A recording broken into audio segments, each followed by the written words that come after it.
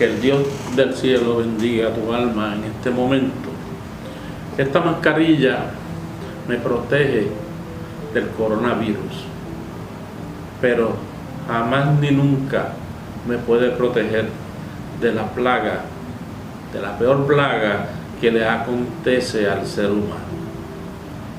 La peor plaga que acontece al ser humano daña tu cuerpo, tu alma y tu espíritu.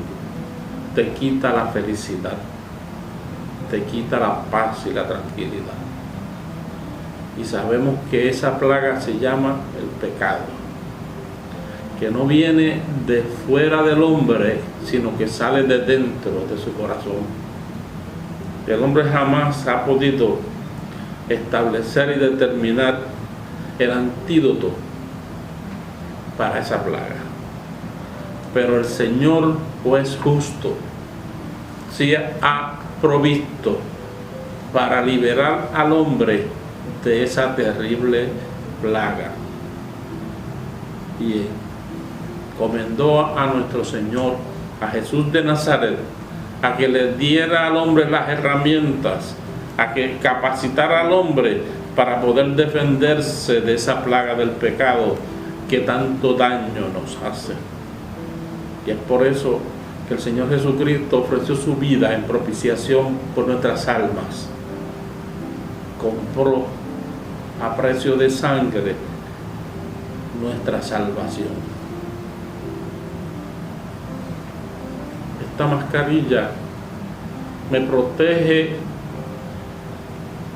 de una enfermedad que entra al hombre, pero la sangre de Jesucristo realmente me protege de todas las enfermedades y me capacita para en algún momento yo poder estar de frente en compañía del Dios de los cielos. En esta mañana, como todos los domingos, la Iglesia de Jesucristo, el Buen Samaritano, les ofrece su escuela bíblica. Y en esta ocasión estaremos desarrollando la clase número 20 del expositor Senda de Vida, titulada Dios es un juez justo. Dios es un juez justo. La base bíblica se encuentra en el libro del profeta Nahum, capítulo 1, versículos 1 al 15. Tenemos unos objetivos para esta clase que son los siguientes: saber que el juicio de Dios alcanzará a todos los que se rebelaron contra Él. Saber que el juicio de Dios alcanzará a todos los que se rebelaron contra Él. Reconocer que la justicia de Dios prevalecerá a favor de su pueblo. Otro objetivo es apartarse del mal y mantenerse fiel al Señor, seguros de su victoria. Pensamiento central: quien abusa de la paciencia de Dios provoca su indignación. Y el texto más importante de la clase se encuentra en Nahum, capítulo 1, versículo 3. Jehová es tardo para la ira y grande en perdonar, y no tendrá por inocente al culpable. Jehová es tardo para la ira y grande en perdonar, y no tendrá por inocente al culpable. Nuestra plática va enmarcada conforme a estos objetivos y a este título: Dios es un juez justo. Leamos la base bíblica. Comenzamos en el versículo 1 del capítulo 1 de Nahum, que dice: profecía sobre Nínive, libro de la visión de Nahum de Elcos. Jehová es Dios celoso y vengador. Jehová es vengador y lleno de indignación. se venga de sus adversarios y guarda enojo para con sus enemigos. Jehová es tardo para la ira y grande en poder, y no tendrá por inocente al culpable. Jehová marcha en la tempestad y el torbellino, y las nubes son el polvo de sus pies. Él amenaza al mar y lo hace secar, y angosta todos los ríos. Basán fue destruido, y el Carmelo y la flor del Líbano fue destruida. Los montes tiemblan delante de él, y los collados se derriten.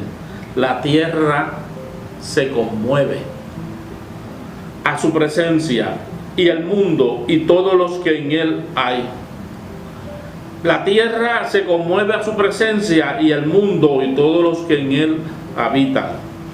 ¿Quién permanecerá delante de su ira? ¿Y quién quedará en pie en el ardor de su enojo? Su ira se derrama como fuego, y por él se hienden las peñas. Jehová es bueno, fortaleza en el día de la angustia, y conoce a todos que en él confían.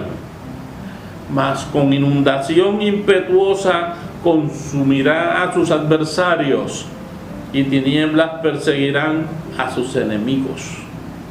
Mas acerca de ti mandará Jehová que no quede ni memoria de tu nombre. De la casa de tu Dios destruiré escultura y estatua de fundición. Allí pondré tu sepulcro, porque fuiste vil. He aquí sobre los montes los pies de los que traen buenas nuevas, del que anuncia la paz. Celebra, oh Judá, tus fiestas, cumple tus votos, porque nunca más volverá a pasar por ti el malvado, pereció del todo. Dios es un juez justo. ¿Qué es justicia? Debemos estar preguntándonos, ¿verdad? ¿Qué es un juez?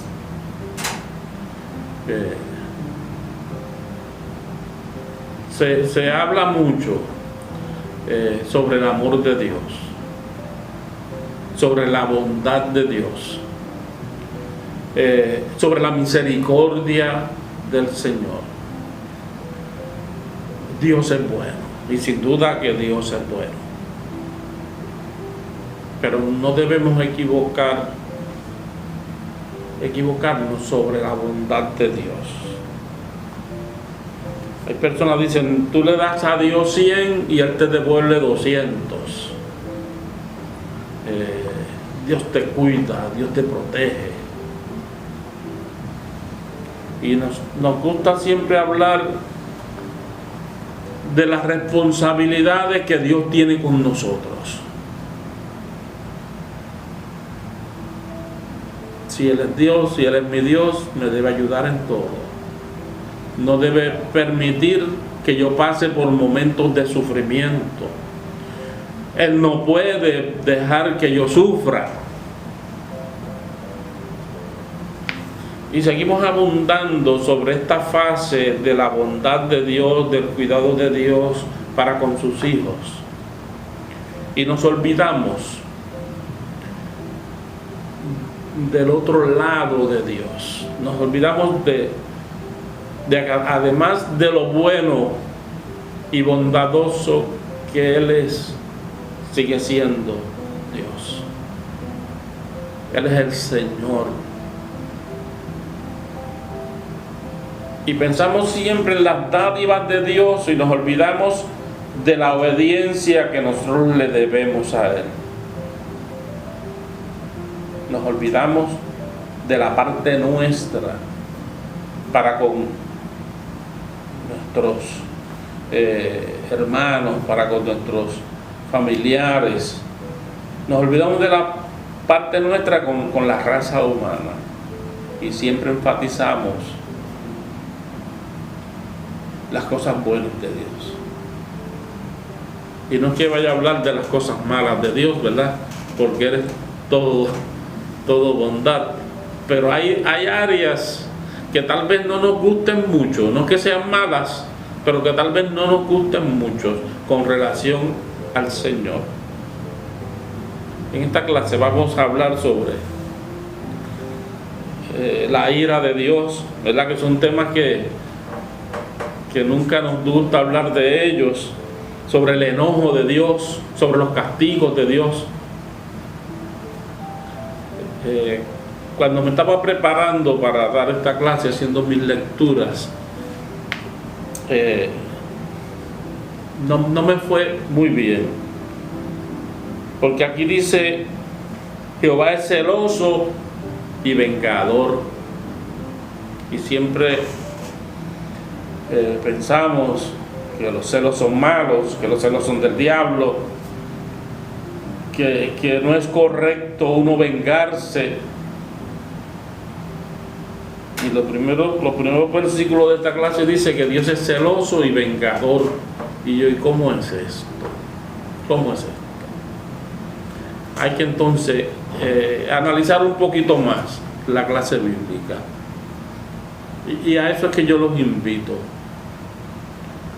Como en todas las ocasiones que me presento delante de ustedes, mi invitación es a la lectura y al estudio de la palabra de Dios, para poder conocer ese verdadero Dios. Porque Dios no es como dicen la Iglesia Católica Romana que Dios es. Dios no es como dicen muchos protestantes, que definen a Dios de una manera. Para entender verdaderamente cómo es Dios, tenemos que entrar en este libro, en las Sagradas Escrituras, y conocer al verdadero Dios, y conocer verdaderamente cómo es el Dios que está en los cielos. Y hay pasajes bíblicos que cuando los leemos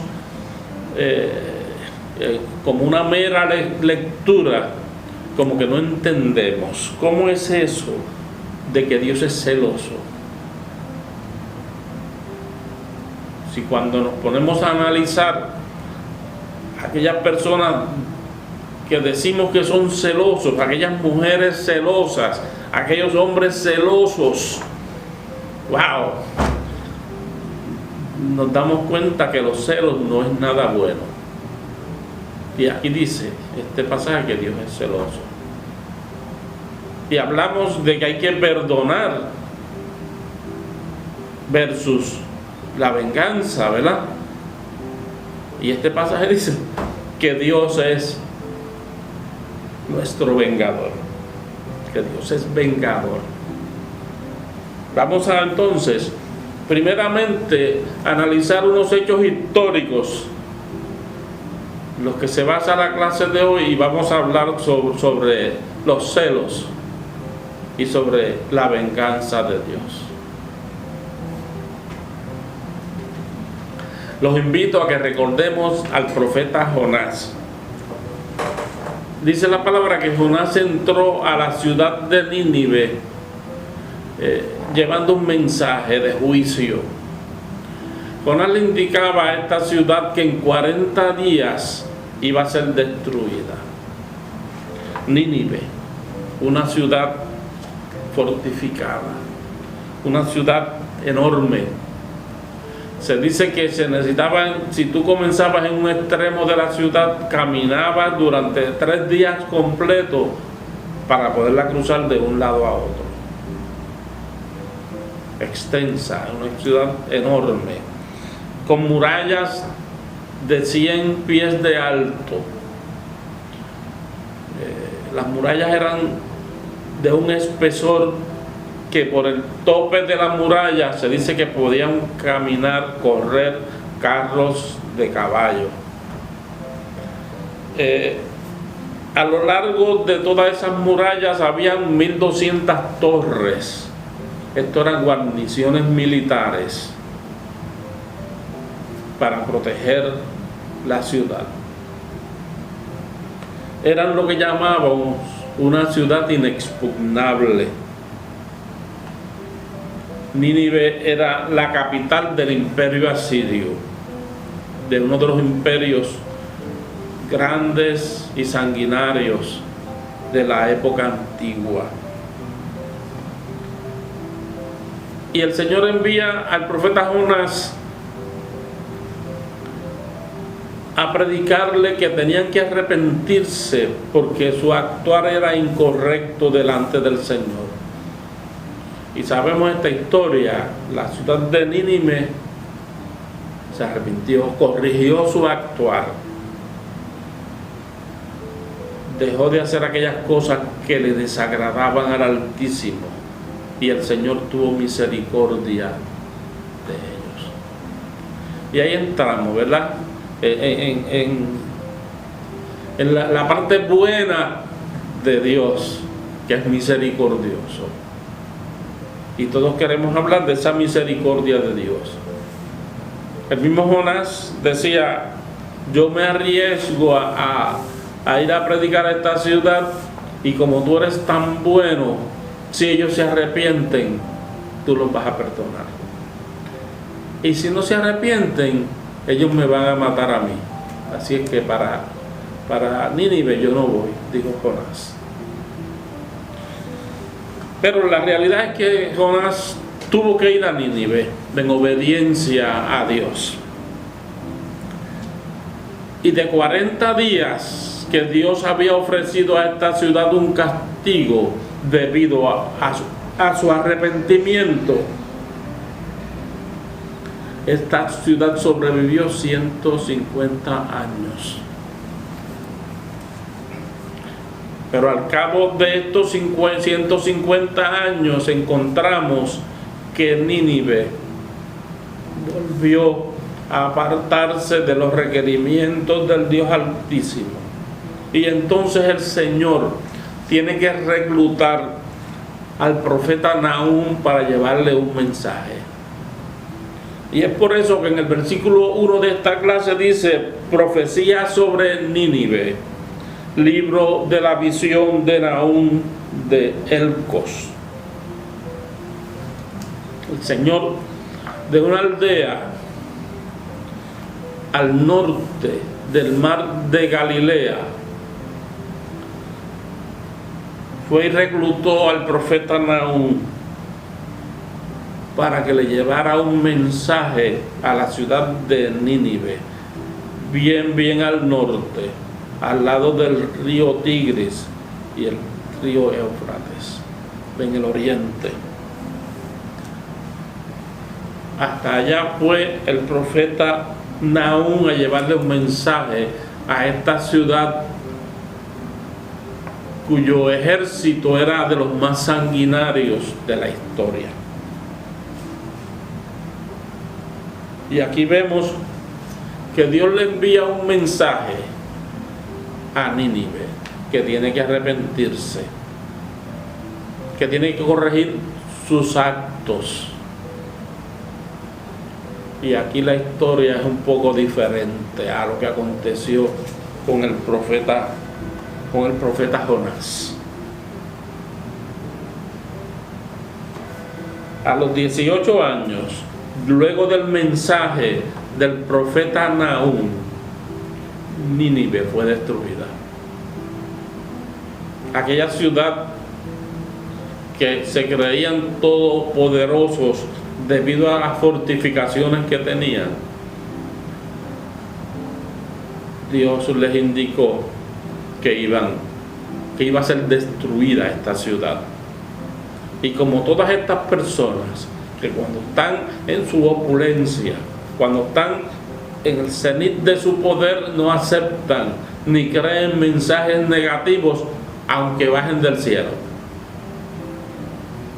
La soberbia los enceguece y no quisieron prestarle atención al profeta de Dios. Que la historia fue diferente. Del oriente de Babilonia,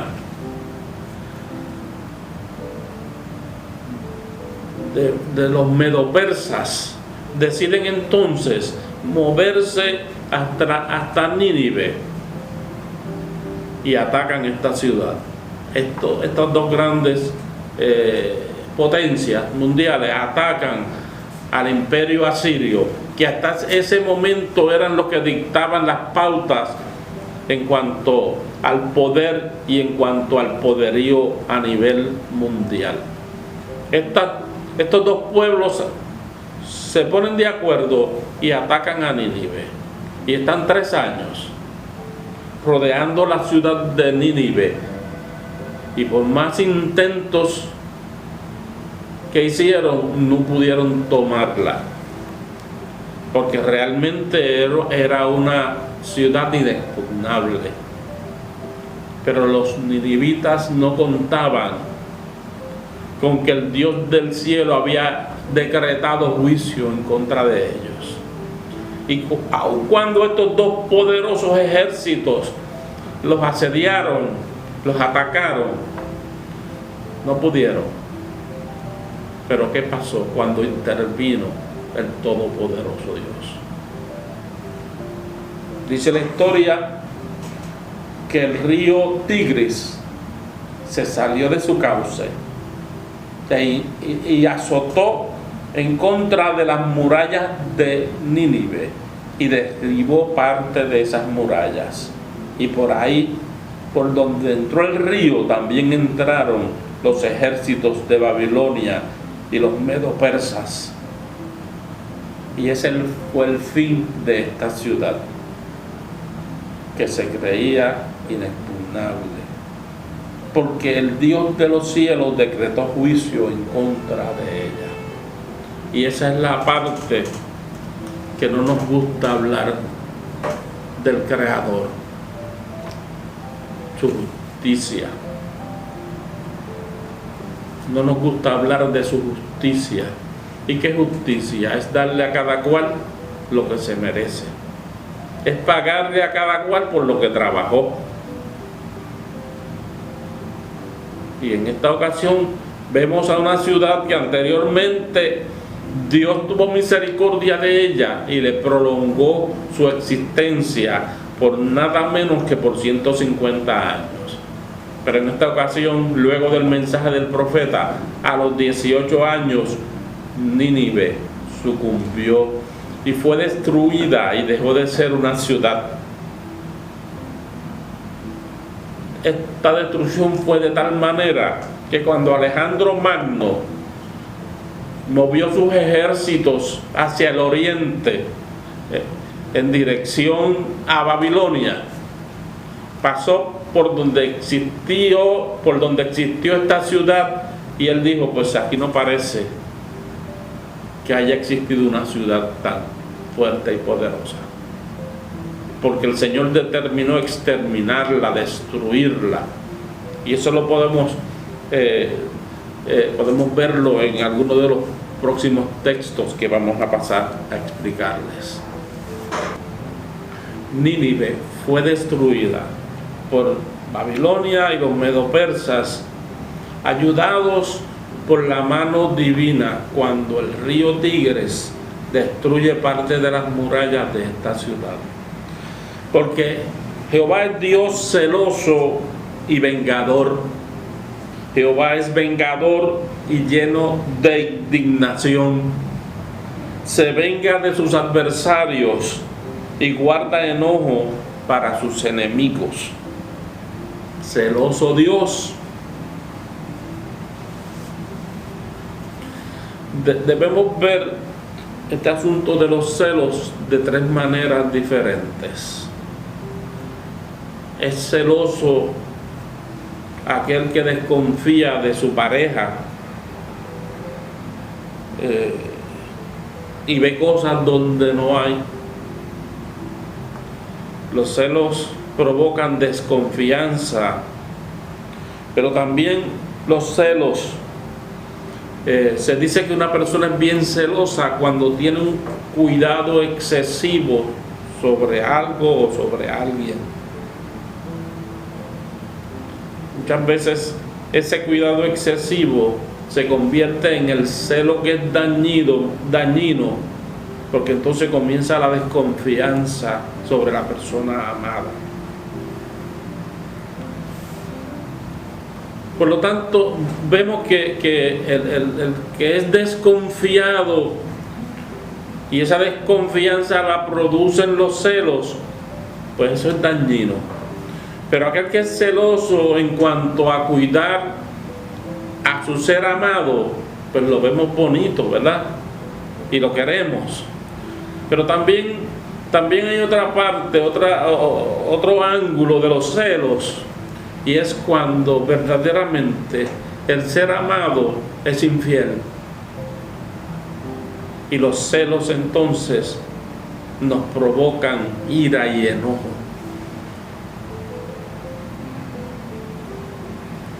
Y queremos, ¿verdad?,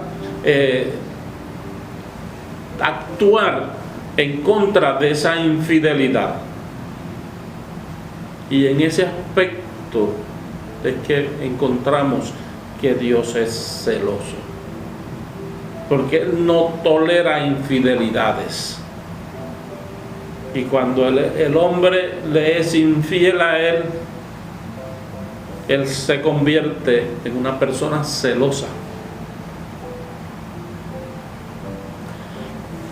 Y vamos a analizar ese asunto de ese accionar, ¿verdad? Cuando un hombre encuentra que su mujer le es infiel, o cuando una mujer se da cuenta que su hombre le es infiel, crea una serie de repercusiones, de acciones, de sentimientos violentos, fuertes en contra del infiel. Entonces debemos tener cuidado, porque Dios dice que es celoso, que Él no tolera infidelidades. Y de una persona tan poderosa como el Creador, debemos tener cuidado entonces.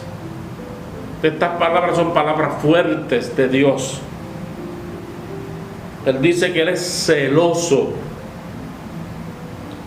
y que la infidelidad le causa indignación.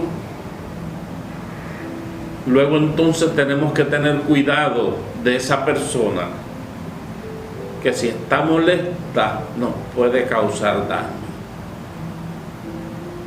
Y no soy yo el que lo dice, es la Biblia.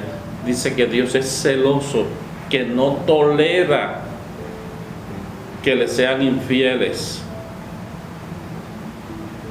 ¿Qué podemos esperar entonces de parte de ese todopoderoso Dios? Un castigo. Luego entonces estamos mirando la otra vertiente, ¿verdad? Dios es todo amor, pero cuando no cumplimos con nuestra parte, entonces luego Él se convierte en el vengador. ¿Y qué es un vengador? Tenemos que irnos a la palabra de Dios. Hay palabras que le damos significado de acuerdo al uso común de nosotros, pero cuando estamos hablando de Dios, cuando estamos hablando de temas bíblicos, tenemos que irnos a la Biblia para entender. Y aquí dice que Dios es vengador, y sí es vengador. En el Antiguo Testamento existían una serie de leyes y reglamentos e instrucciones de cómo uno tenía que vivir.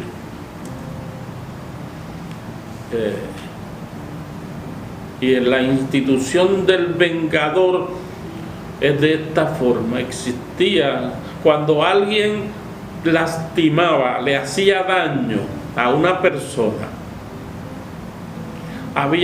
tenían que escoger dentro de la familia del perjudicado aquella persona que le iba a hacer justicia al agraviado. dentro de la familia se escogía a alguien que iba a ser el representante del agraviado e iba a hacer justicia. ¿Y qué es hacer justicia? Es darle a cada cual lo que se merece. Parte de la justicia en el Antiguo Testamento es que si tú matabas, debías morir. Y si una persona hería de muerte a otro, ese asesino debía morir. ¿Y quién debía ejecutar esa pena? Un familiar del muerto, que era escogido para que tomara venganza. Y aquí la palabra venganza tenemos que entenderla como hacerle justicia. Es restituir, es recobrar aquello que se perdió. Y había una persona encargada de hacer eso dentro de la familia.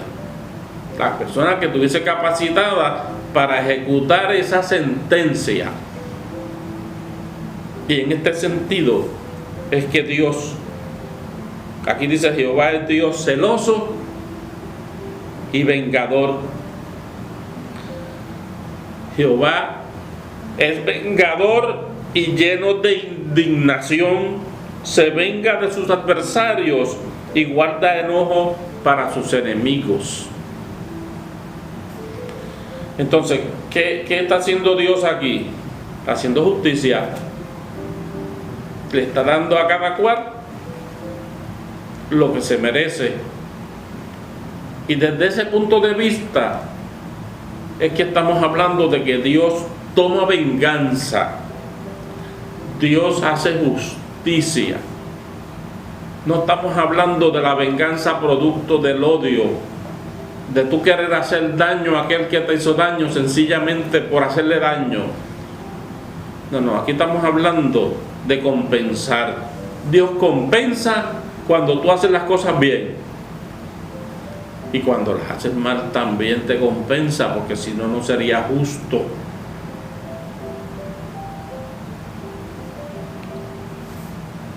El versículo 3 dice: Jehová es tardo para la ira y grande en poder, y no tendrá por inocente al culpable. Jehová marcha en la tempestad y el torbellino, y las nubes son el polvo de sus pies. Dice que Él es tardo para la ira. Él no se malhumora con facilidad, como vemos muchos que dicen por ahí que tenemos la mecha corta, ¿verdad? Que se enciende el fuego, explota con facilidad. Pues Dios, para suerte, para beneficio nuestro, no es de esa forma. Él tarda en airarse, tarda en que su enojo crezca. Sí, Jehová es bueno, fortaleza en el día de la angustia, y conoce a los que en Él confían. Aquí vemos que si confiamos en el Señor, no tenemos que tener temor de sus castigos. Si le somos fieles, Él pasa a ser nuestra fortaleza, nuestro poder. En el versículo 8 dice: mas con inundación impetuosa consumirá a sus adversarios, y tinieblas perseguirán a sus enemigos. Y volvemos otra vez un poquito atrás, ¿verdad? Y hablamos del castigo de Dios. Y aquí podemos ver cómo fueron destruidas las murallas de Nínive. 18 años antes de que ocurriera esto, ya el profeta Nahum sabía que las aguas eran las que iban a destruir las murallas de Nínive. Mas con inundación impetuosa consumirá a sus adversarios. Y sigue diciendo el versículo 14: mas acerca de ti mandará Jehová, que no quede ni memoria de tu nombre. De la casa de tu Dios destruiré escultura y estatua de fundición. Allí pondré tu sepulcro, porque fuiste vil.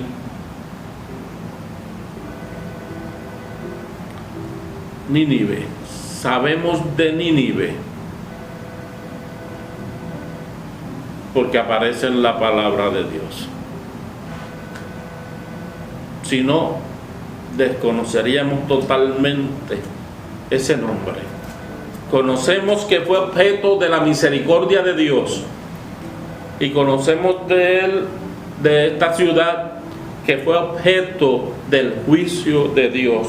Y eso es lo que dice este versículo: no quedará memoria de ti. Si confías en tus dioses, aquí se destruiré las esculturas y estatuas de fundición que tengas de tus dioses, porque fuiste vil. Porque Dios no dará por inocente al que es culpable, y el hombre cosechará lo que siembre. Es importante que prestemos atención a este evento. Estas son las cosas que se nos olvidan con mucha facilidad, y volvemos otra vez a hablar del amor de Dios, de la bondad de Dios, de la benignidad de Dios, de los cuidados de Dios, y nos olvidamos que también existen los juicios de Dios, y que si lo haces bien recibirás todas las bondades del Señor, pero que si lo haces mal vas a recibir lo que te mereces. Lo que te mereces. El versículo 15 nos habla otra vez de cosas bonitas, ¿verdad? He aquí sobre los montes los pies de los que traen buenas nuevas, del que anuncia la paz. Celebra, oh Judá, tus fiestas, cumple tus votos, porque nunca más volverá a pasar por ti el malvado, pereció del todo.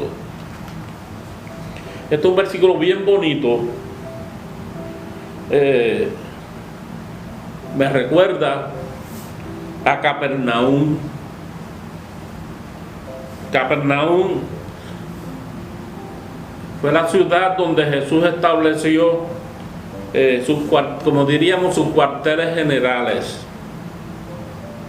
Cuando Jesús hizo su ministerio, desarrolló su ministerio terrenal, fue a vivir a Capernaum, y la mayoría de sus giras evangelísticas y misioneras comenzaban en Capernaum, la ciudad de Nahum. Ese es el significado de Capernaum, la ciudad de Nahum. Y aquí dice: he aquí sobre los montes los pies de los que traen buenas nuevas, del que anuncia la paz.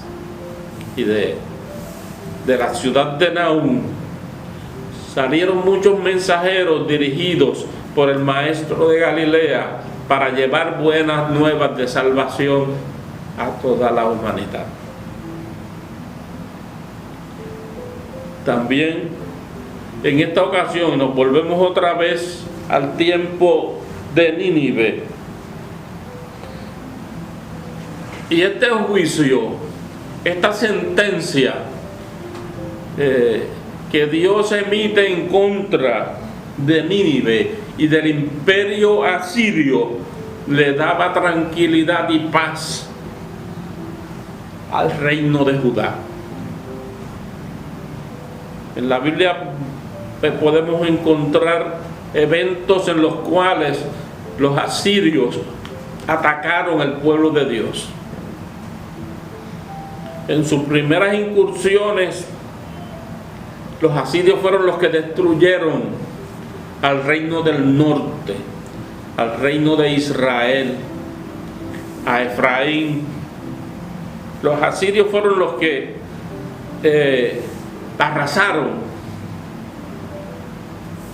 con este reino y con sus habitantes. También intentaron hacerlo con la ciudad de Jerusalén, pero aquí encontramos que había unas circunstancias diferentes. El reino del norte fue infiel a Dios, y Dios castiga la infidelidad. Y es por eso que los asirios pudieron destruir este reino del norte. Intentaron hacerlo con el reino del sur, con el reino de Judá, y no pudieron. Aun cuando eran el imperio mundial más poderoso en su tiempo, no pudieron tomar y destruir la ciudad de Jerusalén, porque en Jerusalén había un rey, Ezequías. En Jerusalén había un profeta, Isaías, que mantuvieron a este pueblo fiel a Dios. Y Senaquerib, con todo su poderío, no pudo entrar a Jerusalén. Y por eso es que aquí el profeta Nahum le dice a Judá: celebra, Judá, tus fiestas, cumple tus votos, porque nunca más volverá a pasar por ti el malvado. Pereció del todo. Senaquerib, con todo su poderío, no pudo entrar a Jerusalén, porque en Jerusalén había un Dios celoso. Aquí sí nos gusta el celo de Dios, ¿verdad? Había en Jerusalén un Dios celoso que protegía a su pueblo. No fue el caso de Israel, y tampoco fue el caso de los celos de Dios en contra de Nínive, porque allí los celos de Dios era coraje en contra de un pueblo infiel. Dios es un juez justo. A Jerusalén la protegió y a Nínive la destruyó, porque en su justicia Él le paga a cada cual lo que se merece. Voy a leer por último, para terminar esta clase, el resumen que nos ofrece el expositor. Leamos. Para muchos, estudiar los profetas del Antiguo Testamento es anacrónico, como que no encajan en la mentalidad y teología contemporáneos. Todos ellos, sin excepción, fueron mensajeros de juicio. No es de sorprender que Juan el Bautista se les asemejara en lo severo de su mensaje y en lo franco de sus acusaciones. Nahum fue usado por Dios para anunciar el violento fin de una de las potencias mundiales más prominentes en la historia, Asiria. ¿Acaso Dios ha determinado que las naciones existan solamente por un determinado periodo de tiempo? No. La vida de los pueblos es en proporción a su condición espiritual. Quienes honran a Dios subsisten. Quienes le deshonran caen. ¿Cómo era Nínive en tiempos de Nahum? Sanguinaria, llena de mentira y de rapiña, sin apartarse del pillaje. Ningún pueblo puede subsistir con estas características. Sembró muerte y eso cosechó. Asoló ciudades y fue asolada. Nínive cayó bajo Babilonia, y cuando ésta a su vez se ensoberbeció, cayó bajo los medos y persas, estos bajo los griegos, y los griegos bajo los romanos, y los romanos bajo los vándalos. Nahum se caracterizó por la clara comprensión de los atributos divinos. si hubiera ministrado en nuestros días, hubiera sido acusado de fanático y justiciero. Pero lo único que hizo fue comunicar el mensaje de Dios, comunicar el mensaje que Dios le había asignado. Solamente quienes tienen una clara percepción de la santidad de Dios lo conocen realmente, porque la santidad de Dios es el polo opuesto de la injusticia y la violencia, de la opresión y el egoísmo.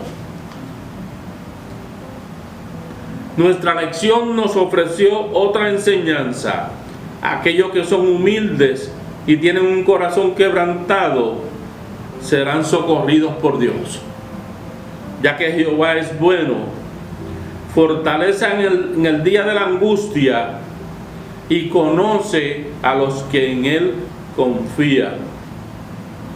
El Dios que venga severamente, el Dios que venga severamente la maldad, es el que recompensa con creces la bondad.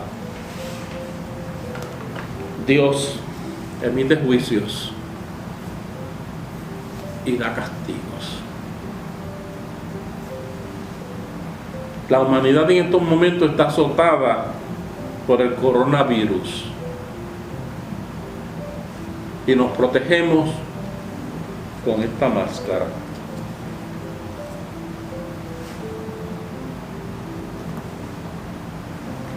Pero esta máscara no nos protege de la peor plaga, del peor virus